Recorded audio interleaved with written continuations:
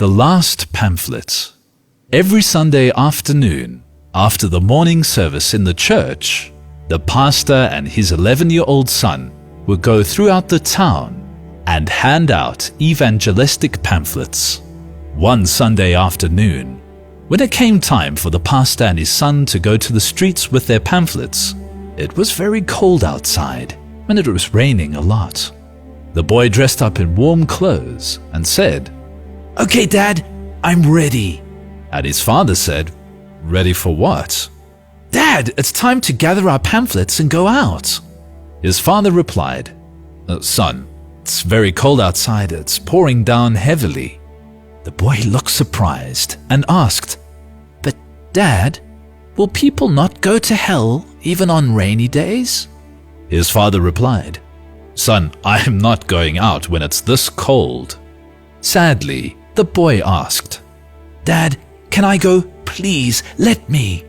His father hesitated for a moment and then said, "Okay, son, you can go. Here are the pamphlets. Take care, son." "Thanks, Dad."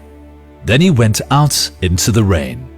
This 11-year-old boy walked from door to door of that city, giving out pamphlets to everyone he saw. After walking for 2 hours in the rain, he was soaking wet, but had one last pamphlet left. He stopped on a corner and looked for someone to hand the pamphlet to, but the streets were totally deserted. Then he turned towards the first house he saw and walked from the sidewalk to the door and rang the bell. He rang the bell, but no one answered.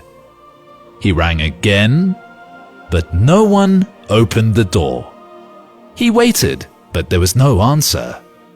Finally, this 11-year-old soldier turned his back to leave, but something stopped him. Again, he turned to the door, rang the bell, and knocked even louder on the door. He waited. Something was keeping him on that porch. He rang again, and this time the door opened, slowly. Standing in the doorway was an elderly lady who looked very sad. She asked kindly, "What can I do for you, my son?" With radiant eyes and a smile that lit up her world, this little boy said, "Ma'am, forgive me if I'm disturbing you, but I just want to say that Jesus loves you very much, and I came here to give you my very last pamphlet, which will tell you all about Jesus and his great love." Then he handed her his last pamphlet and turned his back to leave. She called him and said, "Thank you, son, and may God bless you so much."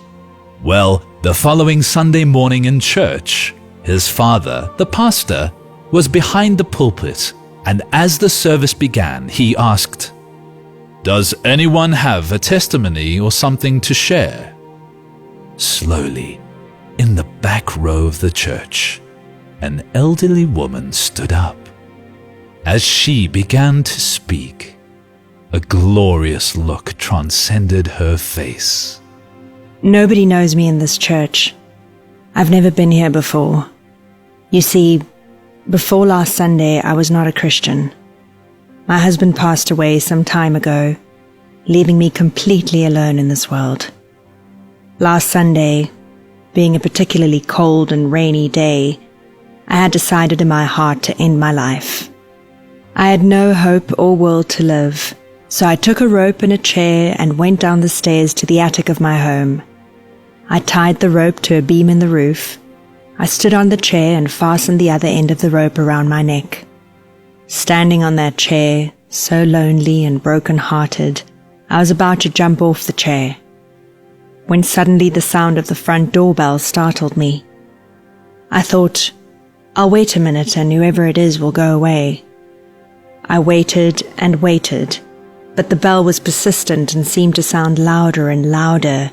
Then whoever was ringing the bell also started knocking on the door very loudly. So I thought, who in this world can it be? For a long time nobody has ever rung my bell or come to see me.